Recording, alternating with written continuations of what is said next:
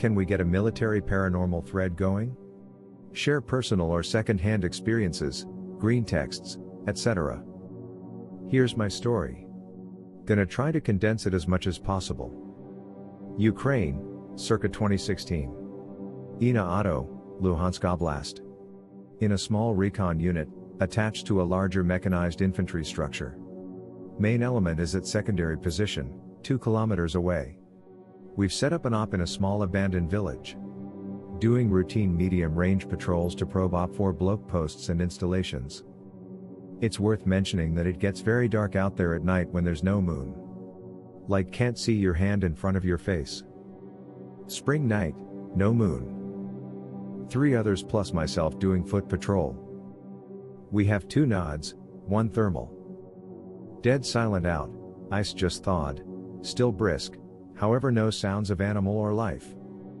About 0300 we are moving down village road, parallel to a large wheat field/clearing roughly 300 meters in length, parallel to road, and 100 meters in depth.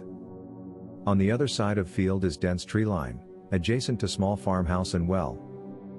Entire field is mined to shit by both sides, nobody writes it down though, so it's a crapshoot. Not just regular AP mines but these awful bouncing butterfly things, really nasty. Also worth mentioning, UA regular forces aren't issued NVG/and equipment, nor do the RU regulars or irregulars generally have them. IR capability at the time was mostly restricted to SBU, UA, GRU, RU, etc. We brought our own however. Point being, if you got lazed, it was unironically probably Spetsnaz and you were probably about to get Ivaned. Temperature drops considerably in a short amount of time, no breeze. Tangible feeling of being watched. I tell my TL to keep an eye on the field/tree line. Almost immediately after I tell him, we get beamed with an IR strobe from what seems to be a man-sized figure, about 90 meters away from us, originating from right in front of the trees. I see it, TL sees it, Camo guy sees it. Fug. We all bring rifles up, I confirm heat signature, vaguely man-shaped, on thermal. My brain tells me it's a military-aged male pointing a rifle at us. My TL, who was a 2XO if 1XO vet, absolute psychopath, scared of nothing, says what the fuck? With a hint of fear in his voice. Uneasy silence of night broken by 3 AKs and a PKM going cyclic at this target. After first few rounds sent, IR SIG disappears and see something glint, fall to the ground, thermal silhouette falls into the high grass, as if someone holding a rifle got shot and dropped it, becoming obstructed from my view. We maneuver, close with where target was. None of us took eyes off the spot as we moved. As we reached the spot, my vagus nerve starts being weird, feel nauseous almost. There's nobody, effing nobody. Not a goddamn thing here. Not a hint, not a trace of heat residue from a person, no blood, no boot prints, no bent grass, no crocodile syringes, nothing. TL is visibly concerned, I'm expecting to get my shit pushed in by other Gopnik spooks any second. Radio a sister recon unit, who is all the way on the other side of this particular forest. Ask if they've seen anything, tell them there might be GRU in our grid. GRU? In our grid? Yes. Sister unit, plus reinforcements from main element locked down entire area. Friendly MGINT assets that were tasked to another op at the time nearby picked up our engagement. UA intel guys give us sad image stills from the time frame. There was nobody in the tree line, no ingress or egress prior or after. Only friendly units, far the hell away. TL stayed spooked for days, we all did, he refused to talk about it after that. We ended up leaving that village we occupied because of OPSEC and it gave us the creeps, not gonna lie. 2 weeks after we left, the entire village and half of the wheat field burned down for no discernible reason. Screw it. I'm sorry if I didn't articulate how truly spooky the encounter was. There were other things that didn't add up as well.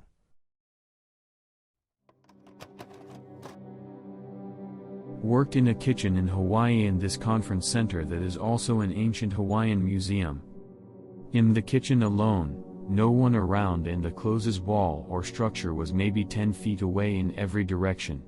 I pull out a sheet tray of desserts off a rolling rack I had placed in the center of the room. Just as the tray releases from the rack and I take one step backwards, the whole goddamn tray goes flying out of my hands as if something hit it really hard out of my hands. Effing ghosts, man. P.S. I had to take a shit the day before and I was near a place where a king used to hang out with his family. I think one of his warriors bitch slapped me for doing that. Sorry king, I hotta crap, won't do it again I promise. Long live the king. Mahalo. B. Campine Mojave. Visiting some weird abandoned resort/spa building thing. Set up tent in shade under big tree outside. We all go to explore the resort building.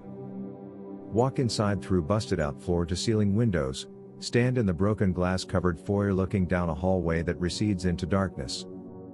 Everyone simultaneous gets the strong sense that we are not wanted there, and should leave immediately. Walk back outside. Big tree has fallen over and completely crushed our tent, would have killed us if we were inside. Move campsite somewhat further away for the night. The weird thing is neither I nor anybody else on the trip remembers where we went. All I remember is that a pink elephant mine is nearby and there was a spring-fed swimming pool. It wasn't Barker Ranch and it wasn't the main buildings of the Zizek's resort. Best I can guess is it was some Zizek's outbuilding off the beaten path, but I can't find a single picture matching what it looked like. We all have collective amnesia about that day of the trip other than a few fragments of memory. I have a story, somewhat military related. This story is told from the POV of my grandmother. Grandmother, about 5 years ago. Go to bed with my grandfather, her husband. For background, spoopy shit seems to follow her around all the time. Foresight, ghosts, goddamn UFOs, you name it. Go to bed as normal. Several hours later she wakes up. Something isn't right, makes her restless. Checks the clock, 4:12 in the morning. Rolls over to tell my grandfather that something is wrong. Only to see 3 full-body apparitions standing next to the bed and adjacent hall door. 2 of them are standing by the door, a tall man and a short woman, in what appears to be simple farming clothes. The third is in an army uniform she doesn't recognize, effing consoling her husband. They were so clear, she could even make out the gold buttons on the soldier's uniform. She freezes, and just stares at the 3 ghosts. More context, at the time, my grandparents had 2 little dogs who would bark at you if you farted at the end of their street. They never made a sound in this encounter. Eventually they just dissipate. She immediately crashes afterward. The next, she tells him about it. He dismisses her outright. Next week, grandfather goes in for routine doctor's appointment. They discover that he has stage 4 cancer. He tries to fight it, but dies within the next 2 years. As for the ghosts she saw, months later, they were in the process of cleaning out old family heirlooms from my grandfather's family.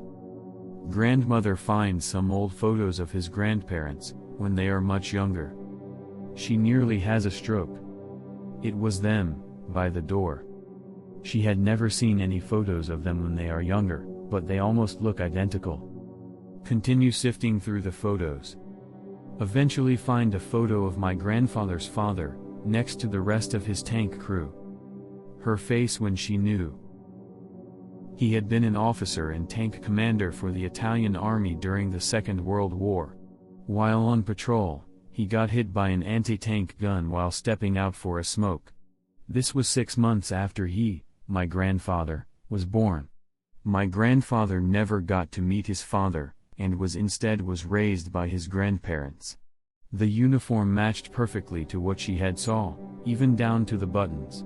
This was in his personal effects, and she had never seen the photo before, as with the one with his grandparents.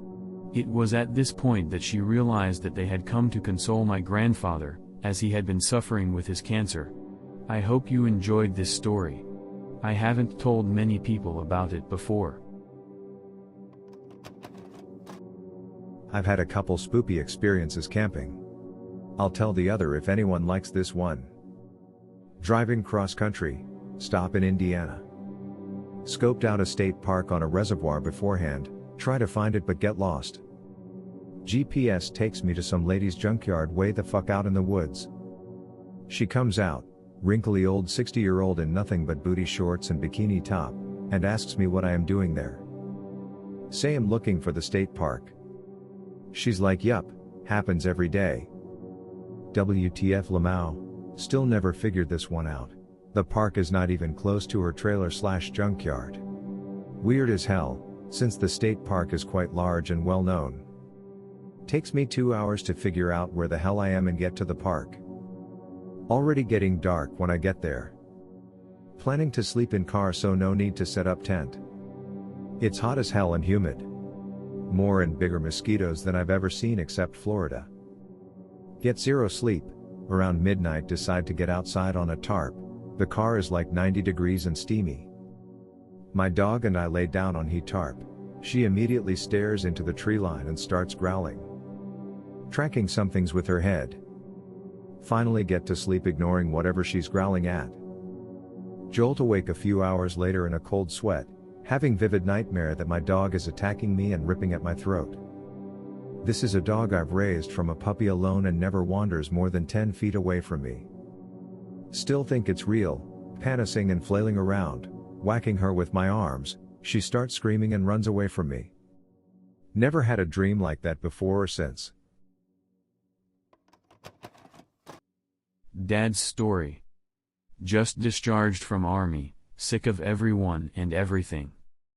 Basically just go innawoods with a lighter, peanut butter, sleeping bag, and cobber. One very cold night wakes up to his friend shaking him.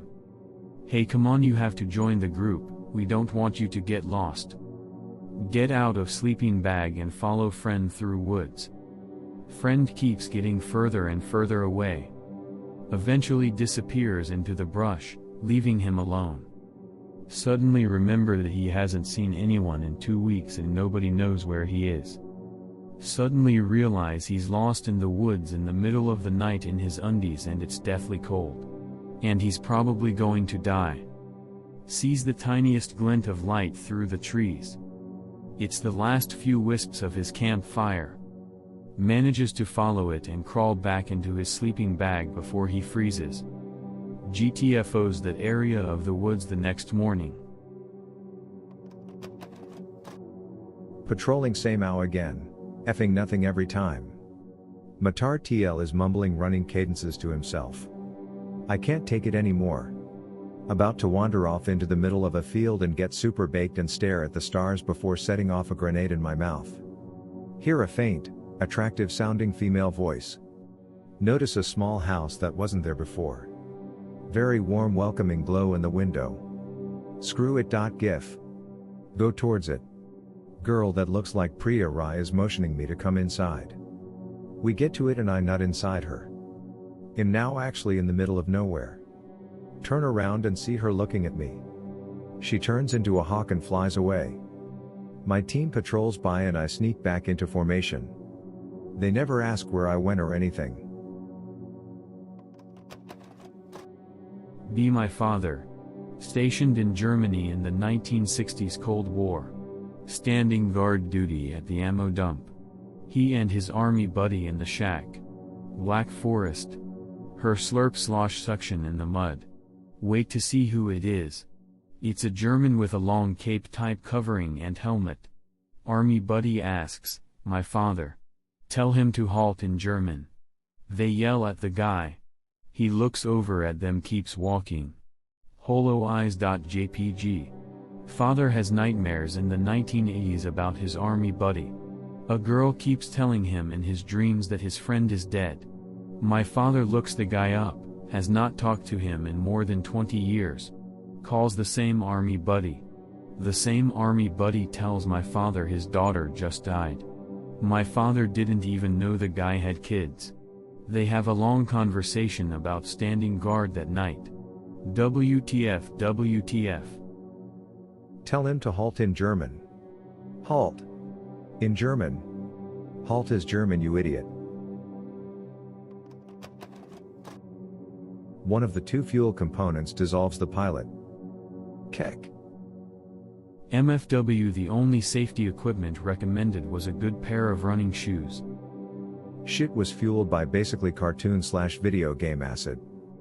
Enstolf, substance N.I.E. The fuel they used for these things was insane. The report from the Allied team of scientists sent in to study the project once the factory was captured is hilarious.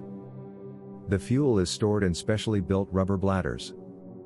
Outside of these vessels it has been shown to quickly burn through steel, concrete, sand, wood, glass. The hands of overly inquisitive junior researchers.